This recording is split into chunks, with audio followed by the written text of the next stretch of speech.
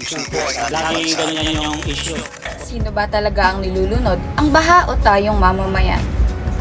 Salamat sa kontraktor, hindi na ako magta-travel abroad para makita ang Venice. Kasi nandito na sa EDSA. Relax lang, hindi pa tapos ang project, pero tapos na ang pondo.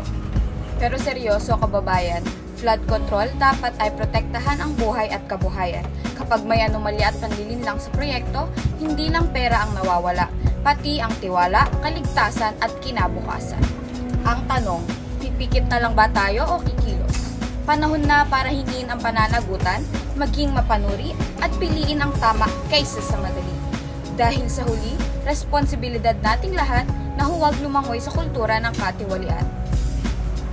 Flood control project, dapat depensa sa ulan, hindi depensa sa bulsa.